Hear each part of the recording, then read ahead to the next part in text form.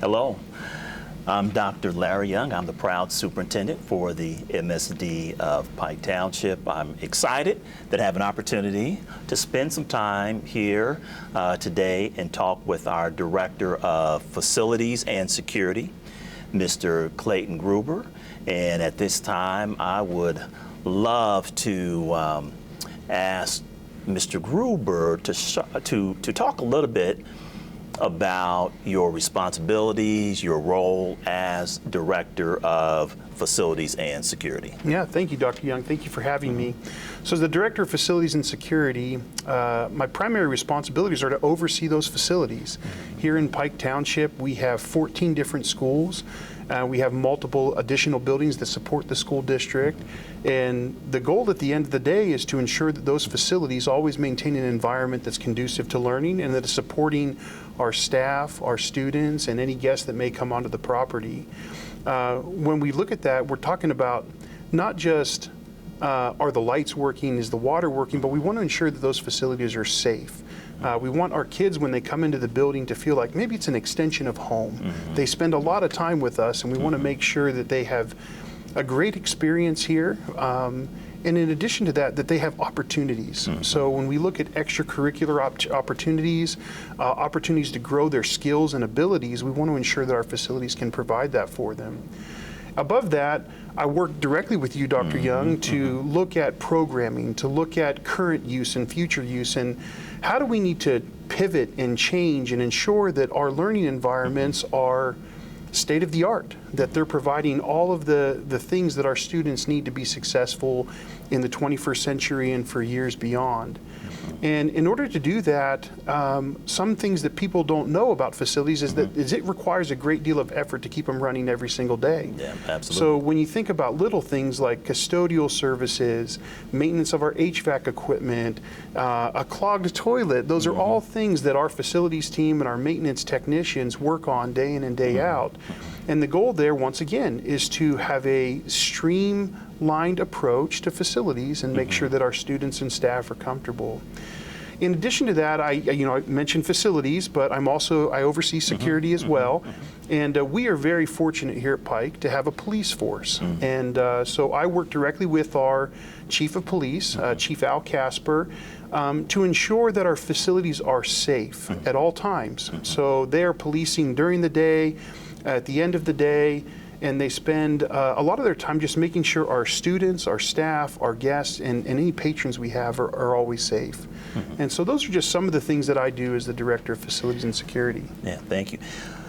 So you referenced, keeping our facilities at the highest level, which is obviously, as superintendent, what I want for our students and our staff. We want to make sure that we have an environment that's conducive for learning to take place.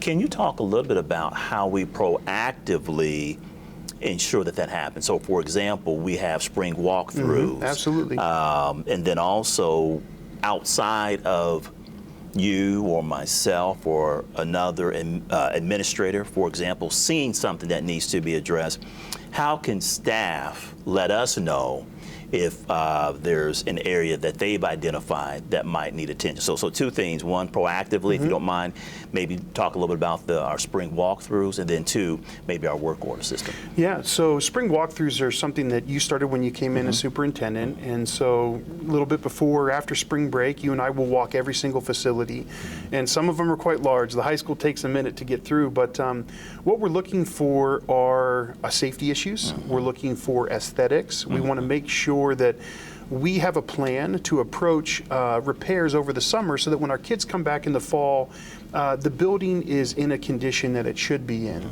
And it also helps us with forecasting. So we identify things during those walkthroughs that may require a little bit more strategy in order to get those planned for, but we've had eyes on and we can make a plan to do that. In regards to the work order system, that's a tool that we have here in Pike that is a great resource for us.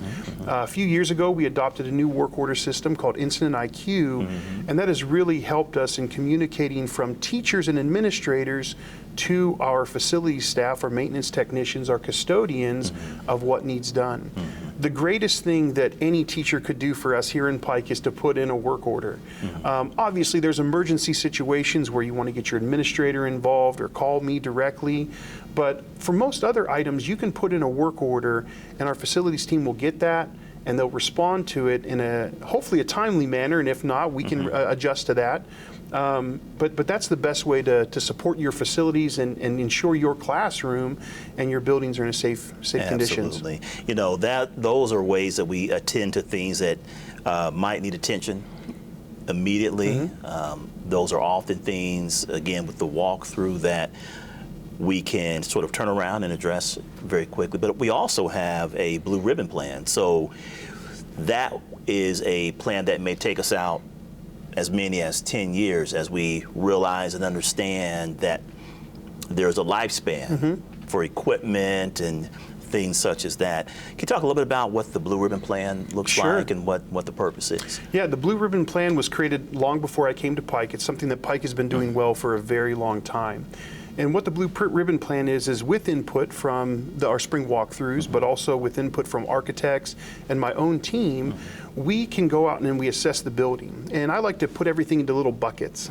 So when you walk through a facility, you might not be thinking about the roof, but that is a huge asset that's important to the environment of a school. Absolutely. We look at our mechanicals, our HVAC systems, our plumbing, our electrical.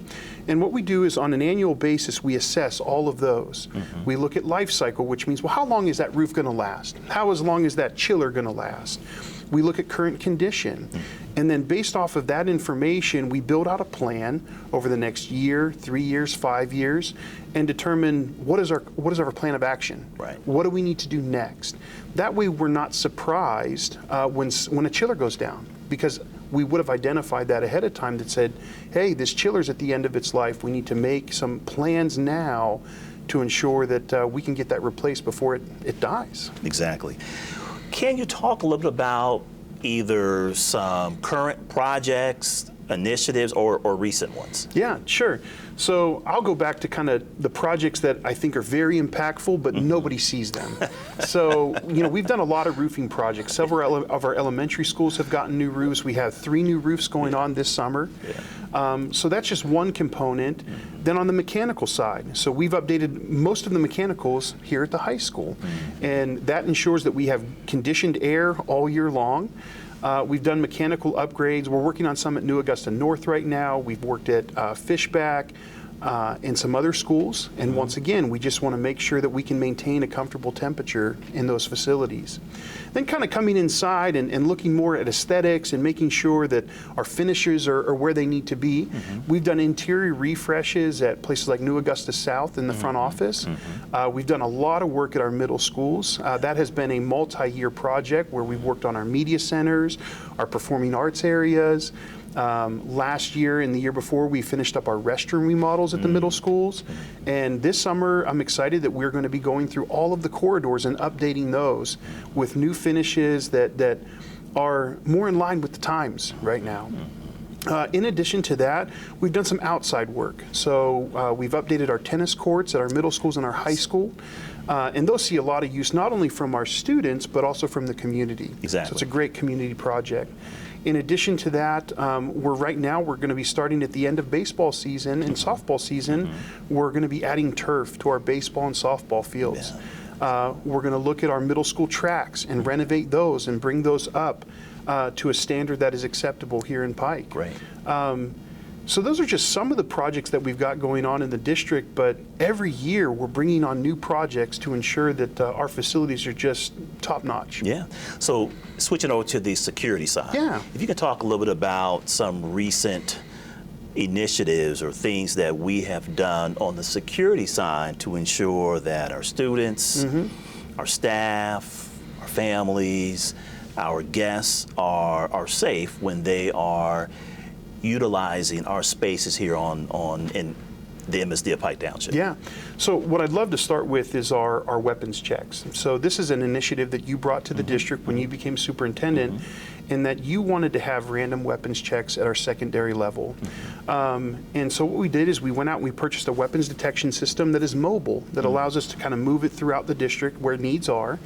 But our officers, along with our security personnel in the high school and staff, administrative staff at our middle schools, each day are randomly searching a group of 70 to 90 students, and it's completely random. And what that is, it's a deterrent, right? Exactly. We want it to be a deterrent that our kids are thinking, I don't want to do that because I could get caught. It could be me today. Absolutely. And I believe that we've seen great improvement there. We have, absolutely. But with those same weapons detection, we are now moving those to, or we have been for the last few years, we use them at our athletic events. So those tend to bring out the biggest numbers. Yes. And so we use them in the gymnasiums when we have volleyball, basketball, wrestling, all those. Yes. But we're also using them on Friday nights at football games. And so every fan that would come to a football game on a Friday night is going through a weapons detection system. Right. In addition to that, I would say that we added new officers, and that was really an exciting thing for our secondary buildings.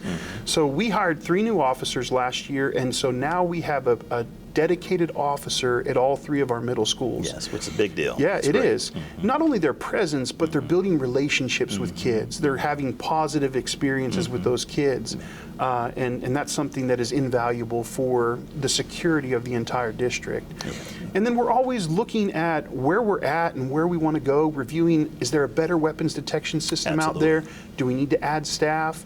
But we're always kind of assessing to see how we can improve. Yeah, and along those lines, I'm really excited that when the community came alongside the school district last spring and approved an operating referendum, one of those 3 pillars was safety and security. So I'm really excited that we now have a pot of money for the next several years that we can utilize to enhance our current safety and security measures. So we will have some updates on some things that we'll be doing here in the near future in that area. Can you talk a little bit about, so really 2 things. I'm going to ask you, 1, about challenges, and then 2, some things that you're excited about or celebrations. Yeah. So what are some challenges in the area of facilities or security, and then I'll ask the next question. Yeah. So from a challenges perspective, I think what's most challenging right now is the unknown. And I don't mean like, well, what's going to happen with this middle school or this elementary school. It's really a funding issue. Right. You know, the political climate at times changes, and we don't know how to respond all the time, right? And so it's trying to position ourselves in a way that we're protecting the investments that we have here in Pike, and that we can pivot and still provide amazing facilities. That's right. So I would say that's one challenge. And the other challenge is just understanding what the needs are going to be. Sure. Right? So today we can make a plan, but education can kind of move down different avenues and paths. Yes. The needs of our children, right? So being flexible. Yeah. Absolutely. But working with our central office team and the leaders in the district, having those open paths of communication, I think position us really well to pivot when we need to. Absolutely. And then staying engaged with, all educators across the district to understand what those needs may be. What are some things that you're excited about, celebrations, things that are going well? Yeah, you already mentioned one of them, Dr. Young, is that referendum. Oh, yeah. That is such an exciting opportunity for Pike, and we're so grateful that the community came beside us and said, yeah, we believe in this. We want to keep our kids safe and secure. So it's going to allow us to take some of that assessing that we've done of our weapons detection system and our staffing and make some really great moves that position us well to continue to handle the staff and the students and the patrons that come into our facilities with new updated equipment, potentially additional officers and staffing, but it's just going to elevate the level of service and security that we can provide for our families. But then the other one, and we talked about this a little bit already, is the Blue Ribbon Plan. So you can get yourself into a lot of hot water if you don't have a plan, particularly in facilities, because we're not talking about a $20 or $50 mistake. We're often talking about millions of dollars here. That's right. And so the Blue Ribbon Plan really positions us well so that we know exactly what's coming down the pipeline. So going back to the challenges, so if funding becomes an issue, we are already in a position to make informed decisions Right. about where do we go next. Yeah, yeah. Well, great. Well, Mr. Gruber, thank you so much Yeah, for my your pleasure. time and sharing all that great information, and thank you for watching.